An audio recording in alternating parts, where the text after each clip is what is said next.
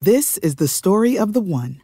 As head of maintenance at a concert hall, he knows the show must always go on. That's why he works behind the scenes, ensuring every light is working, the HVAC is humming, and his facility shines. With Grainger's supplies and solutions for every challenge he faces, plus 24/7 customer support, his venue never misses a beat. Call quickgrainger.com or just stop by. Grainger, for the ones who get it done.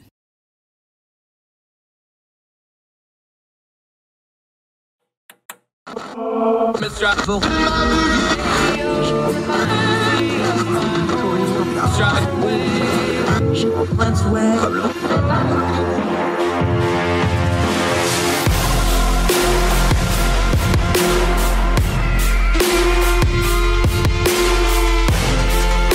host, Andrew Donaldson. This is Heard Tell.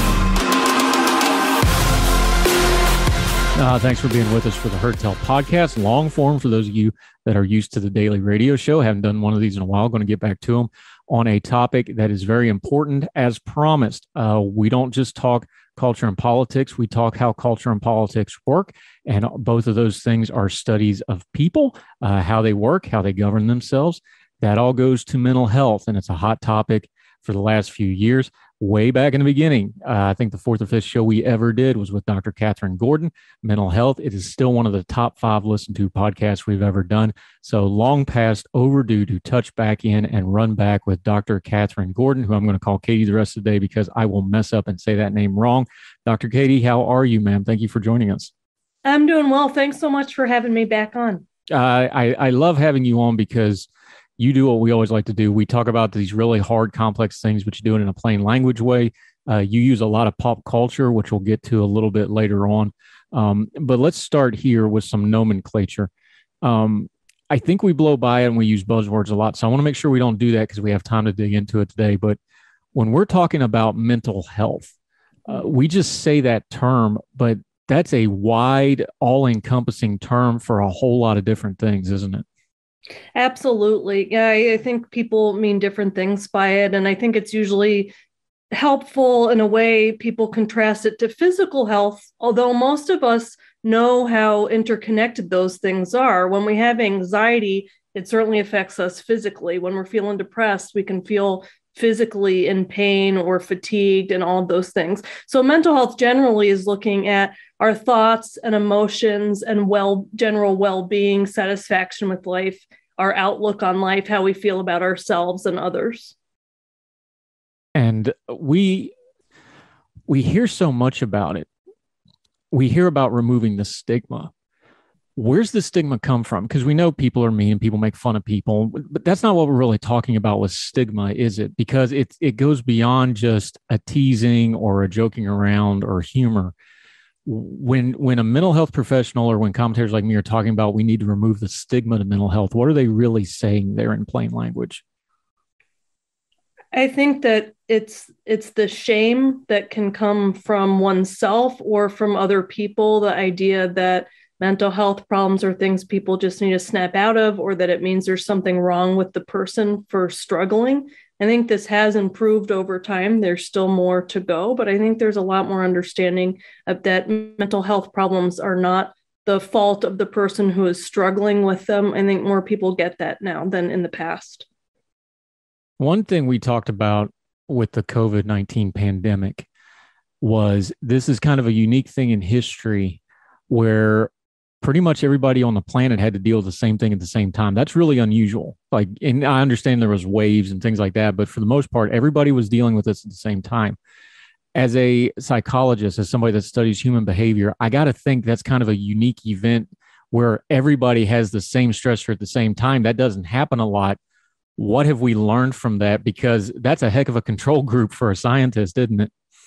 Yeah, it is really something that I would say, as I do therapy, often comes up in most of our sessions. We kind of talk about if someone was sick, if someone had to miss work, relatives that have been ill. So it's kind of, I've never had where most therapy sessions have one topic that's common across people. I think one of the things that we've learned from it is that people have responded really differently to it although I think most people have been stressed in one way or another, there are some people who if they have, for example, less flexibility at work or less support, they tend to be more isolated. They might be struggling more. And so I think even though it's one shared commonality, and in one way, I think that can make people feel less isolated and more connected, you can also see how different the impact is depending on individual circumstances. How much does isolation play into it? Because for a lot of people, the COVID-19 stuff, that was kind of the first time a lot of them in their lives, unless they're, much older, remember like World War II or maybe the 70s gas, they don't remember things like shortages on shelf. They don't remember things like lockdowns where you're not allowed to go somewhere unless you're in like a natural disaster area. This is stressors that a lot of Americans especially just have never faced before. They're not used to stuff like that. What is it about a brand new stressor out of the clear blue sky? Just something as simple as like, no, you can't go to school. No, you can't go to the grocery store, things like this. How bad does that just mess people's minds up? Because it's just starting at the lower level of, well, it's a break in routine, to this just makes people completely melt down because they just can't handle something that different. It's a great question. I think that a lot of people were feeling pretty resilient at the beginning, especially when the idea was that, okay, once we have vaccines, things are going to more or less return to normal. And I think as it's persisted, in my observation, I think it's been harder for people because they're starting to forget what does quote unquote normal mean and how long is this going to go on. And so I think that's been difficult. And while some people have gone back to seeing people as much as they did before, the reality is that there are always these extra fears of people getting sick or things spreading or just other types of impact. And it's interesting how much that changes geographically depending on where you are. In North Dakota, there aren't, in the beginning of the pandemic, there were more restrictions, capacities at restaurants. They stopped sports, things like that. And now pretty much there is none of that. So I think that all shapes people's perspective in isolation as well. But I would definitely say that the more it persists for a lot of people, it's been harder for them. Let's go through some demographics here. Mm-hmm. Let's start with the kids. Just on a common sense level, I'm not a scientist. I can read numbers, I can read data. Mm-hmm. But as a parent, just common sense level, if you interrupt 2 years, I know my kids were home out of school 18 months almost, just to have like 14, 15 months total. That's solid. They didn't do the back and forth.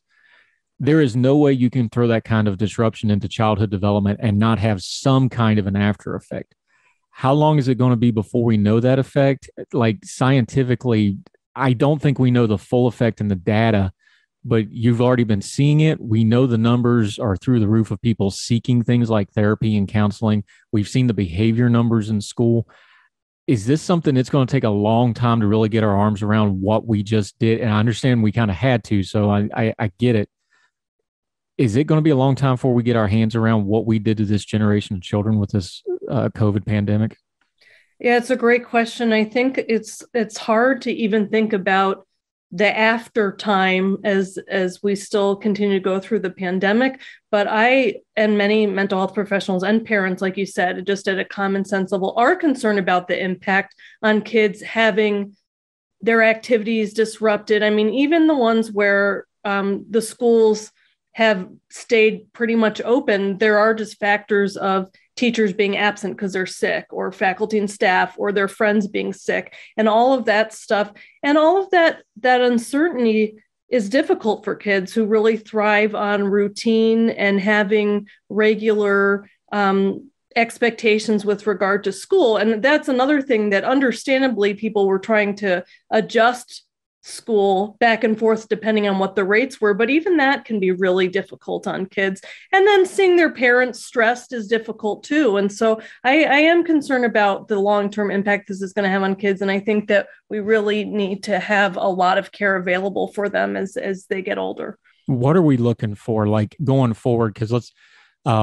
just picking a demographic here, because kids are more resilient than we give them credit for in a lot of ways. We don't want to blow anything off, but they are. We're parents. We understand we freak out a lot more than they do, and they're fine sometimes. And sometimes it's the opposite. They freak out and we don't understand why. So what are you looking for from these age groups? Adolescents moving into teens, teens moving into adults. What's some of the kind of indicators or mile markers or whatever you want to call it? You tell me the terminology here. What are we looking for that we should be maybe paying attention to, concerned about, or watching out for as these different demographic age groups start advancing and trying to, even in their own minds, figure out what it is they just lived through? I think one of the things that I am concerned about and is worth looking for is a general outlook on life in terms of, do they have hope for the future? I think that one of the things that's been difficult through the pandemic is kind of getting hopes up that things are getting better, and then there's a new wave and there's a new strain. And in addition to that, kids might have various feelings about how their government leadership, their school leadership are handling things. And I think that can start to make them question the world as a place that they can count on to be running smoothly, for them to get what they need. And so I think it's important to check in with them about what reasons they have for hope, how are they feeling connected with their friends, what do they think about in terms of their future, how has that been impacted? And so it's kind of a general worldview and their meaning in life, and how is that being impacted by all of this, and talking to them about that.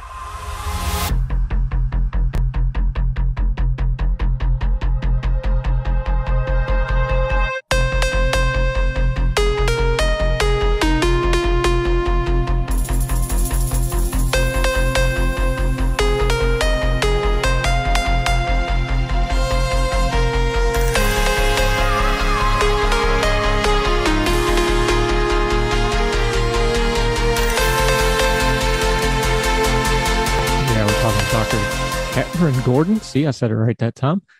Clinical psychologist. Let's go with a little bit of an older group. We've got all kinds of data from the Great Recession, 2008, 2009, that the college age young adult demographic, that greatly changed their cultural perspective, that greatly changed their political. There was movement in their political views because they went through that financial crisis right as they were trying to enter the job market and buy homes and these sorts of things. What about the college age and young adult demographic? I'm one of those. Our oldest graduated college March of 2020. That was a great time to try to get graduated out of college. What about that demographic group? Because they're adults now. They're trying to enter the workforce. They're trying to kind of find their way in the world, and they have that during their college years, which is another one of those really important developmental times.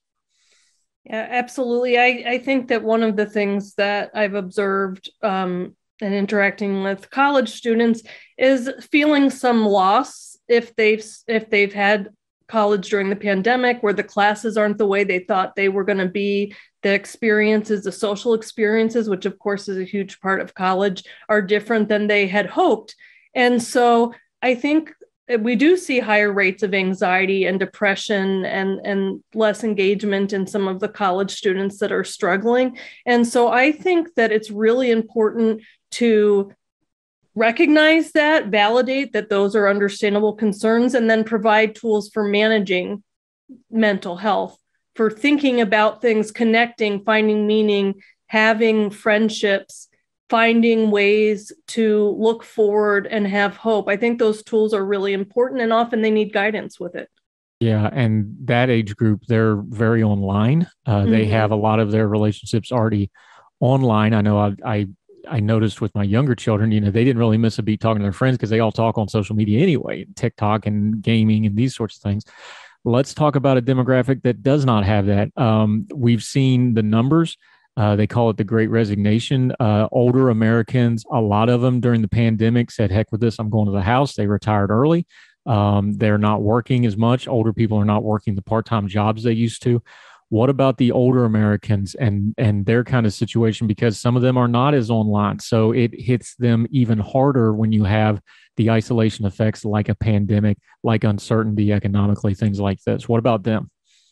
Yeah, I think that for some people, the pandemic has been a huge part of their life. And so I think that it's really important to recognize that, validate that those are understandable concerns, and then provide tools for managing mental health, for thinking about things, connecting, finding meaning, having friendships, finding ways to look forward and have hope. I think that one of the things that I've observed and interacting with college students is feeling some loss if they've had college during the pandemic, where the classes aren't the way they thought they were going to be. The experiences, the social experiences, which of course is a huge part of college, are different than they had hoped. And so I think that it's really important to resigning, that could be a good thing. Maybe they have more time to spend with their family and more time to take up with some of their hobbies. But one thing that I think is taken for granted sometimes is that we need to interact with people. We need to have relationships with people. It is essential to our health.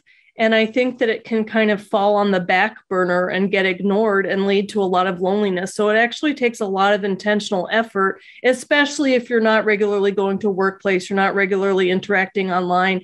And so it's important to find those times to make phone calls, to go to places, whatever, go to church, whatever it is, and have those activities that keep us connected to one another and not kind of let it fall as less of a priority than physical health. Yeah. And on that note, what is the issue with access? I know we talk about mental health, but we seem to have, before you even get into the services of mental health, is it the bum rush of people that are having mental health crises right now? Is it all those, we know the adolescent system is just absolutely flooded right now. Why is access such a problem right now? Because that seems like it's not even a systemic issue with healthcare that we're already talking about. You can't get an appointment if you want one. What is going on with the access to care since you brought it up? There are only so many mental health professionals out there. And so when the need gets that high, it can really just exceed the ability to meet all of those needs. I think that that's especially true in areas that are more sparsely populated, where I live in North Dakota. There are some rural areas where there aren't that many therapists. And when the demand is that much higher, it just makes it more difficult to get in. I think that this is part of the reason that it's so important to take preventative measures with mental health, so that it's not waiting until people are in a crisis to get in. And I think that that's something that some of the financial assistance, for example, especially that existed in the beginning of the pandemic, I think probably helped people's mental health early on because they had fewer stressors worrying about being able to pay for things that they need. And so that can kind of prevent it from getting to the point where many more people are in crisis and all at once trying to seek care. Yeah, talking to Dr. Katie Gordon. The one perspective on this is that the access to care issue is a professional level one. The other one is that it's a systemic one. Now I'm usually on policy problems like this. I'm usually an all of the above guy. Like, hey, there's probably multiple ways we need to address this. But since you are a provider, which is the pressing need here? Is it the system isn't set up correctly, or is it we've just got to get more providers first because we don't even know how to set up a system if you're this shorthanded? I'm an all of the above person too. I think that we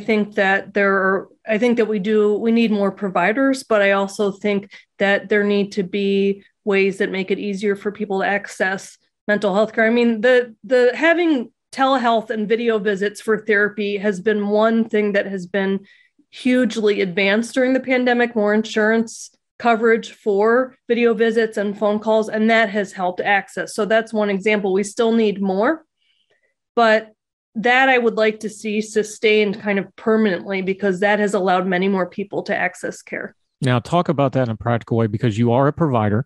You're on that end of it. It's a calling, but it's also a business. Let's all be adults here. Almost everybody, even elderly folks now, everybody's got a cell phone. So just common sense wise, you're thinking, if you got a cell phone, you should be able to get a mental health appointment pretty quickly. What's the obstacles from the business side of it and the provider side of it? We know the insurance is Byzantine and that sort of thing, but what do you see as a provider as barriers that we can maybe work at, either regulatory wise or technology wise? Because it seems like everybody's got the technology now. Everybody's got a phone in their hand, so they should be able to get somebody on the line somewhere in the world. What's the preventatives? What's the barriers? I think, like you said, the big thing is insurance coverage. When insurance covers it, most people can make it work, even if it's just a phone call. I think it's harder for children and probably people with certain mental health needs, where it is more important that they're seen in person. It's harder to stay engaged on a phone for many children and for some people. And so I do meet with people in person and also do telehealth, and having both of those options has been helpful depending on what the person needs. But I think that being able to pay for it has been the main thing that has come up, is being able for people to have coverage for it. That's been the big thing. From a provider standpoint, I have had no I mean, there are technical issues sometimes, but the phone almost always works. And so as long as that's covered for the patient, then that's very workable.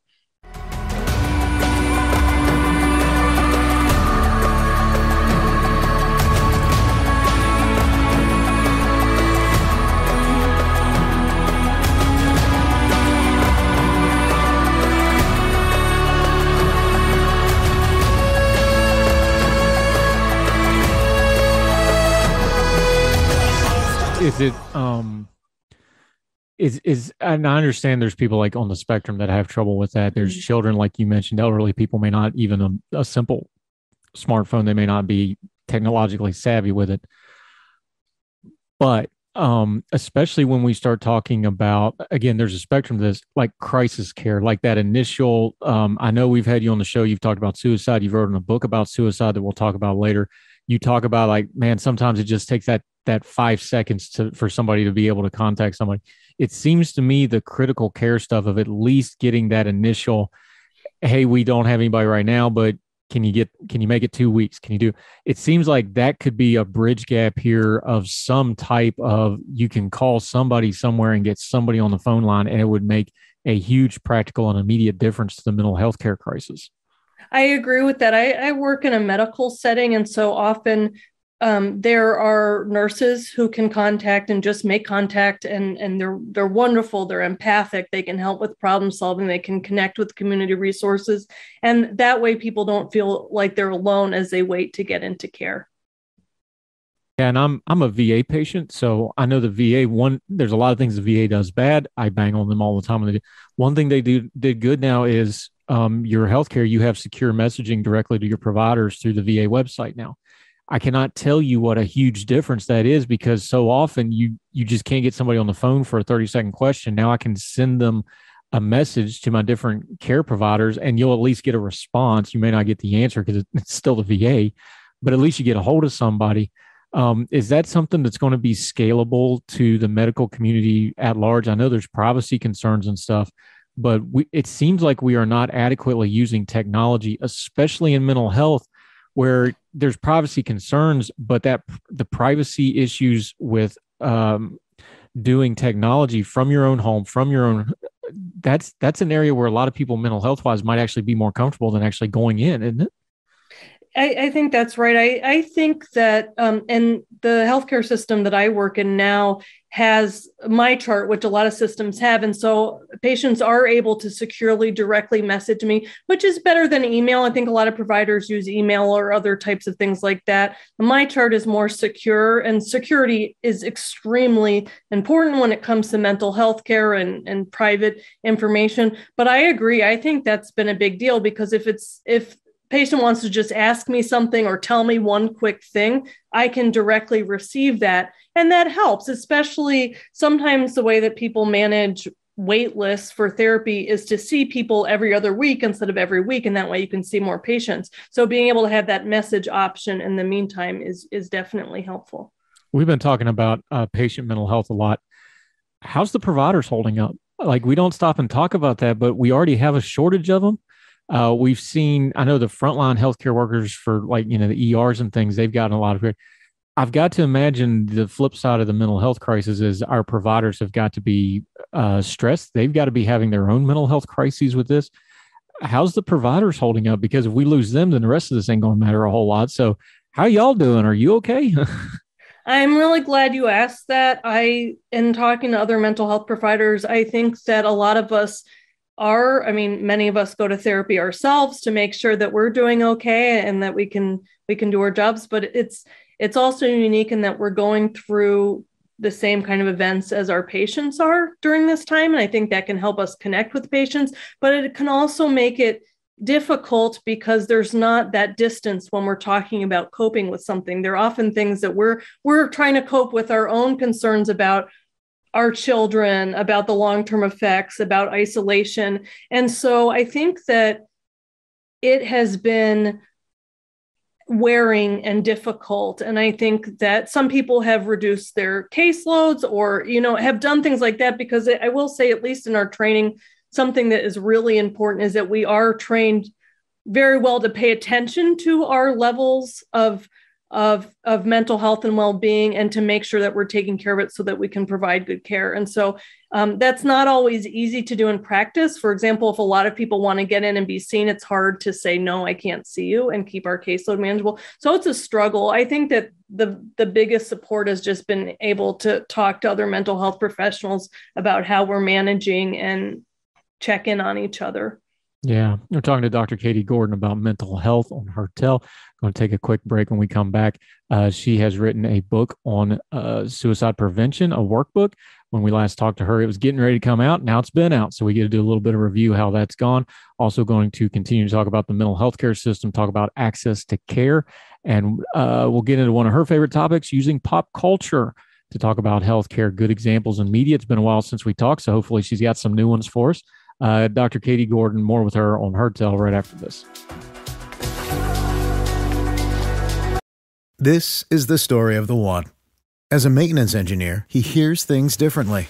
To the untrained ear, everything on his shop floor might sound fine, but he can hear gears grinding or a belt slipping. So he steps in to fix the problem at hand before it gets out of hand. And he knows Grainger's got the right product he needs to get the job done, which is music to his ears. Call, click Grainger.com, or just stop by. Grainger, for the ones who get it done. Welcome back to Heard Tell. We're talking to Dr. Kathryn Gordon, clinical psychologist, friend of the program, one of the OGs. She was one of the first episodes we ever did. Glad to finally have her back. Let's talk suicide for a minute. We had a very high-profile suicide in the news this past week. Former Miss USA, on paper, law degree, MBA from Wake Forest, had a TV gig, was living in New York City, seemed to have everything. Beautiful young woman, only 30 years old. And although they're still doing an investigation, the authorities feel pretty confident this was a suicide, jumped off a building. This is just another example, isn't it, of you just never know with somebody what's going on in their head, no matter how successful, no matter what's going on. And suicide can kind of strike people from just out of nowhere, can it? Absolutely. It is so heartbreaking. And I saw this statement by her mother, who said that she, even as close as they were, had just recently learned how bad her depression was, that she was struggling. What do you do? I've asked you this question before, but where do you get involved with somebody? Where's the line? Because everybody's sad. We just talked about, everybody's stressed. Everybody has anxieties from COVID or work or whatever. Where do you actually start worrying about, okay, do I need to call somebody? Okay, do I need to leave this person alone? Give folks just a couple practical things, because you don't ever want to be overbearing, and people can feel intrusive doing that, especially to a loved one or a stranger. But when do you need to just kind of set aside that person's feelings and be like, okay, I need to call somebody. I need to get them seen. This person doesn't need to be left alone, that sort of thing. It's a great question. And one thing that I want to say first is that I think that sometimes when people weren't able to step in or stop someone from dying by suicide, they blame themselves. And so I'm going to give suggestions for what we can do and what we can try to do. But I also want to be clear that sometimes we just don't see it. We don't know how much someone is struggling. And sometimes we can try to intervene and we aren't able to effectively do that. So if you've had that happen, I think about this young woman's mom and her blaming herself for not seeing it. And I think it's important to recognize the limits of what we can do. That being said, we are all capable of reaching people who are open to it. And so if you see changes in someone, if you observe changes, even if they're not saying they're depressed or they're sad, but they just sound like they're feeling more hopeless, or they feel like they seems like they're not enjoying life, they're withdrawing from activities and people that they used to love, then it's always good to open up and check in with them. I'm a big proponent of being direct, asking, are you having thoughts about suicide? Are you doing okay? And the research suggests that asking directly does not plant the idea in people's head, but it can open a conversation. And the person might say, no, I'm not, but I'm struggling. Or they might say, yeah, I am, and talk about it. And so those are some of the big factors to look for. Some other things that you tend to see are that can be warning signs, although it varies depending on the person, is if they're having really disrupted sleep, they seem more agitated. So those are all things to look out for and worth checking in. In terms of when to push, if someone kind of doesn't want to talk about it, I think that's it's a difficult question. And one of the things that I try to think about is if I'm really worried about someone and they don't seem like they want to talk to me in particular or want me to help connect them with someone, I might think about some of their loved ones, friends, or family members who I can check in with too. Do you see this too? Are there things we might do together to help this person? I hate to even give you this question, but this is just the world we live in. When do you get the authorities involved? Like, when would you call a 911? When would you call? I know there's crisis lines as well, but all they can really do is talk to you. But obviously, if there's a physical threat or a weapon or somebody's on the ledge or something like that, but that's almost an outlier. Usually, it's way more subtle than that, isn't it? Well, I hate to just say when in doubt, call somebody and let them make the call, but that's pretty much what you're down to in these situations, isn't it?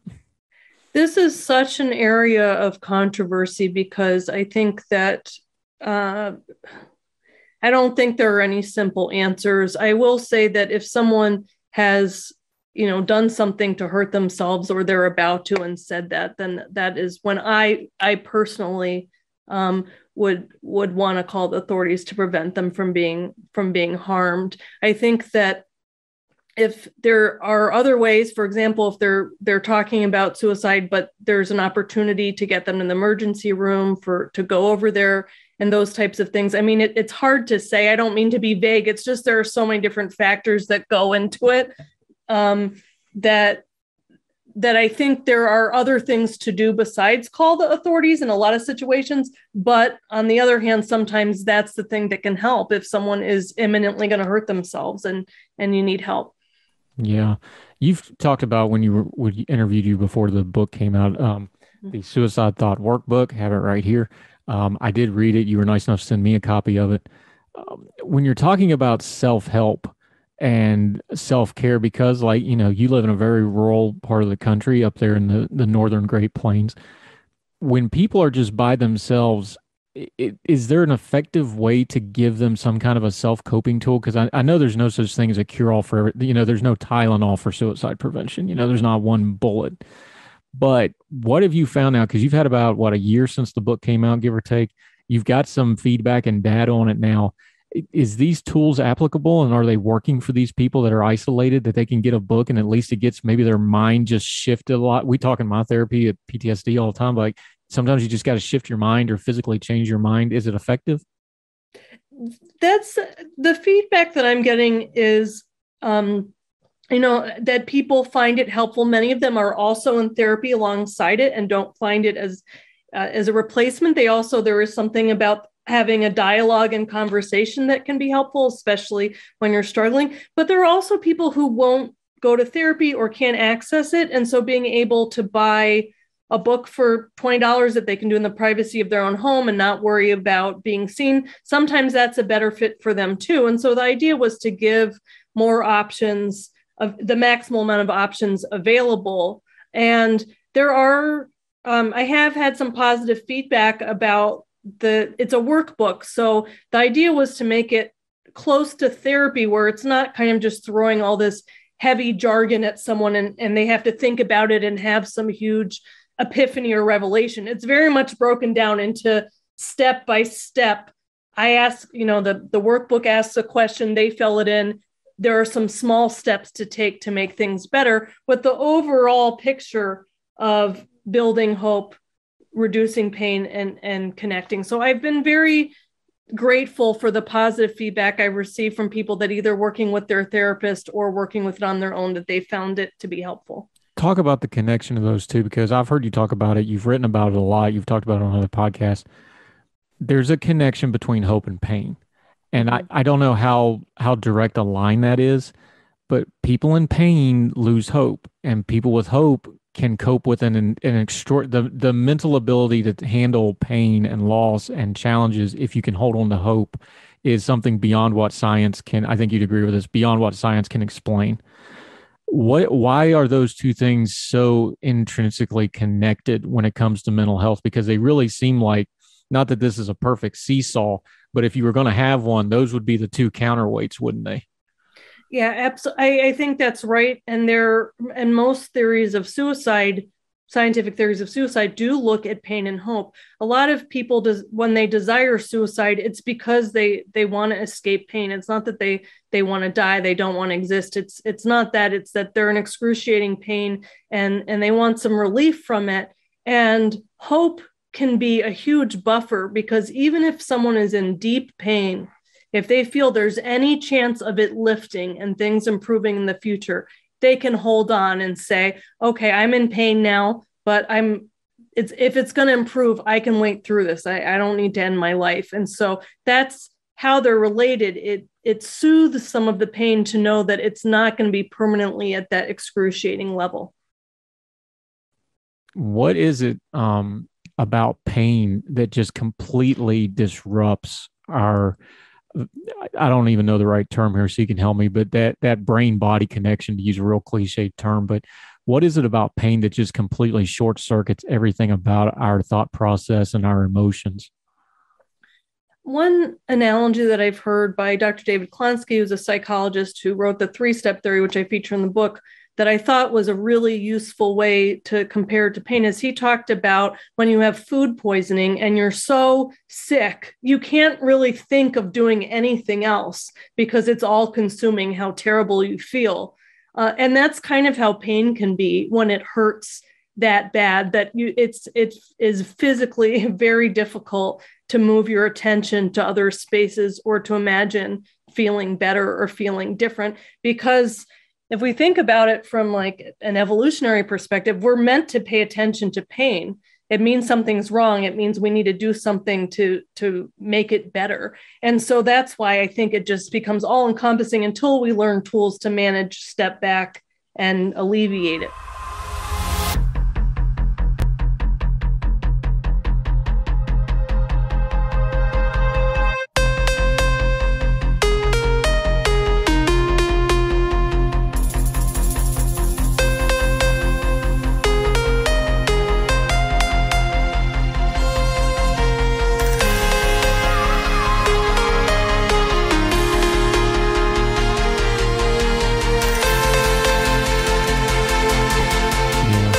All right, let's lighten the topic up a little bit, because this is always really heavy, talking to Dr. Kathryn Gordon. I love you do this. You do this every time we talk to you, but you love to use pop culture references to talk about mental health. We're talking about some ways to self-care. Part of that is intaking media that portrays mental health in a good way. So give us a couple of the new ones. I know you've wrote about like BoJack Horseman in the past, other shows that have had good, positive, some that kind of surprise folks, but what's a couple you've seen lately? Positive mental health applications in media and movies and TV shows, whatever the case may be. The show I've been big on watching lately is Cobra Kai, and hopefully some people are still watching it. I know it gets, well, let's just say it kind of, I think after the first couple seasons, it's just the karate. Some people tire of that, but I'm still enjoying it. I think there have been some really good mental health depictions in that show. For example, Sam, who is Daniel's daughter, is attacked by Tori, and at first she has flashbacks and panic attacks as a result of that. So you see some realistic depictions of someone after they've experienced trauma, trying to avoid reminders of it, having kind of a physiological startle reaction when seeing the person, having flashbacks, and that impacting her life. So I thought that was a good depiction. I think that Johnny, as the main character, he struggles a lot with alcohol use. And I think that they managed to find a way, even though there are a lot of characteristics about him that people might not like, to find likable or sympathetic, and that you can see how he's kind of feels like a failure. And when he tries, he and doesn't live up, then he tends to turn to alcohol. again. And so I think that some of the depictions in there have been pretty good. Yeah, I find Hollywood to be really ridiculous in a lot of cases. And I know we're doing streaming and it's not all Hollywood anymore, but for lack of a better term, like where we have we have parental ratings about there's smoking in this picture. Like, what? Really? But I think alcohol and to a lesser extent drug use, I think that's something that I've really seen a change in my lifetime. I'm 41. I've really seen a change in how it's portrayed in media. And there's just no way to, another one of those things you just can't split up. You can't talk mental health without people self-medicating, either with alcohol or drugs, or you can even do it with your work, as I've learned. You can you can work yourself addictively like everything else. Do you see that as well, or am I accurate in that? Do you think that has gotten better in how it's portrayed? I think so. I think that it's less. I think that there are ways that it's shown kind of less as like a self-control issue and more of that people have a lot of stressors, and one way that they might be prone to dealing with that is through substance use. And one of the things that they have done on Cobra Kai is they show a lot of backstories and show kind of when they didn't learn good mental health coping tools and some of the absence of parental figures in their life. And so I think that kind of context helps to make a more realistic picture of why someone might continue to try to escape the negative emotions they're feeling or the pain they're feeling through alcohol or substance use. Yeah, and I don't want to give away plot lines on Cobra Kai because my kids love that show. I need it in small doses, but when they took Chris back to Vietnam, I thought that was actually I cringed when my kids said they were going to do it. I was like, uh-oh, here we go.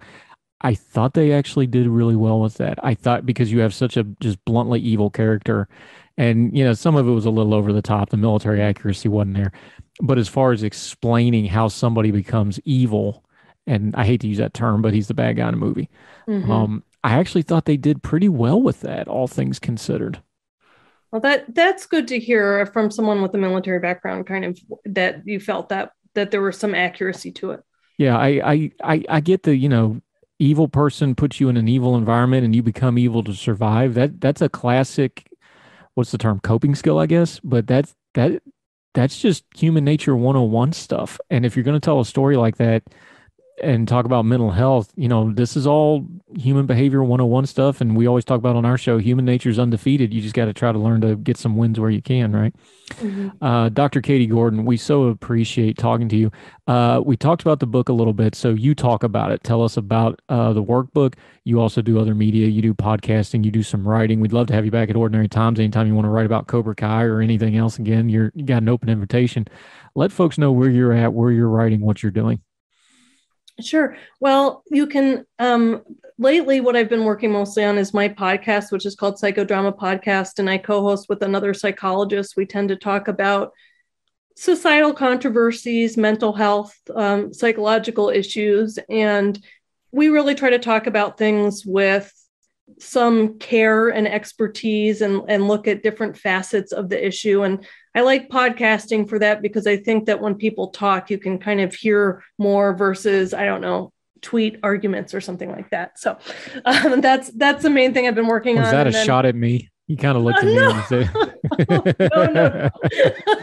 Not at all. I don't see you in a ton of Twitter fights, but no, I think that was praise to you for your podcast. Good recovery. Good recovery. Anyway, tell them about your social media and your podcast. I am on Twitter at Dr. Kathryn Gordon, DrKTHRYNGORDON. It's the same on Instagram.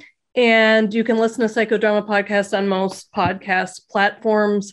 I also write, although I have been writing less just for the sake of time. I do sometimes write for Psychology Today, but you can find links to the stuff I've written on my website, KathrynHGordon.com. And you do great work, and we appreciate you greatly. This stuff isn't going to go away, and we're not going to stop talking about it because we don't want to diagnose people, but so much of what we see in culture and politics on social media and how politics is covered, I think a lot of it, if you understand how people are thinking, how people are coping, people's mental health, I think you start explaining a lot of things that the politics don't. Because I've learned in what I've been doing the last 3 or 4 years with Politics is usually just the coat you're putting on, and your cultural tribes are kind of the coat you put on. And the stuff that's underneath it is where you can really get to the story. And you probably have big, fancy scientific words for that phenomenon, but everything we do is about people. And if we study people, you've got to talk mental health. So you use the fancy scientific words for that, but that's where I'm at on it. I really appreciate our conversations. And one of the most important things to me as a psychologist and having these discussions is moving away from the big fancy words and making it accessible so that people can use it in their daily lives, that it's not just restricted to psychologists. Yeah. Plus us hillbillies, we have trouble with them big words sometimes. So I appreciate that greatly. So Dr. Kathryn Gordon, who can explain it to us in an academic setting and also explain it to us like we're five, we greatly appreciate you, ma'am. Thank you so much for your time today. Thank you for having me on. You will be back, I promise. So absolutely. Take care.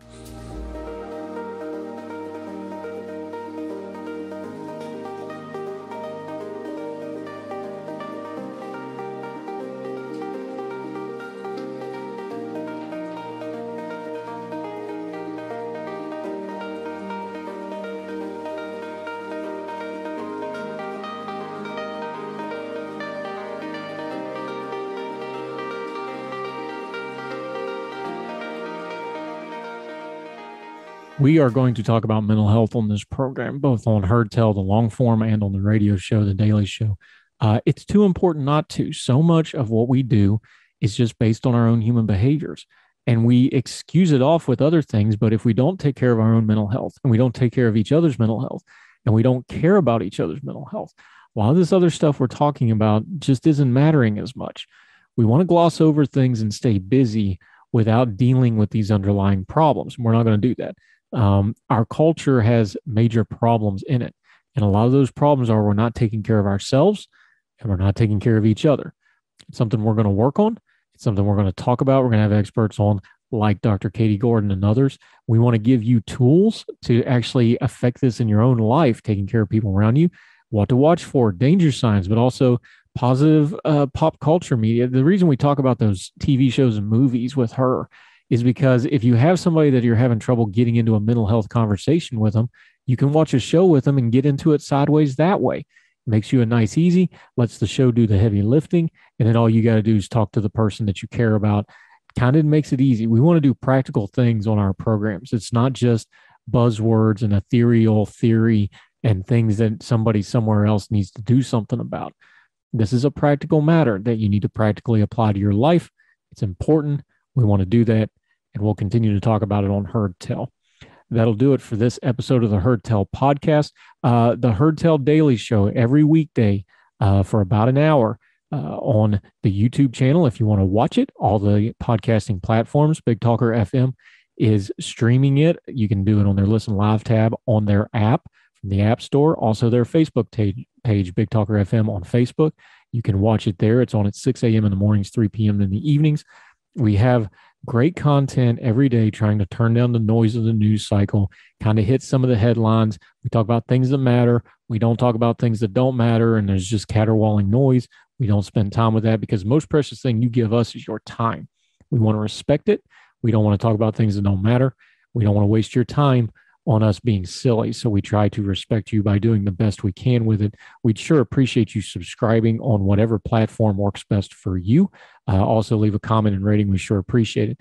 If you have something you want to convey to us, if you got a comment, an epistle, whatever it may be, you got a topic you want covered, you got a guest you think we should talk to, let us know.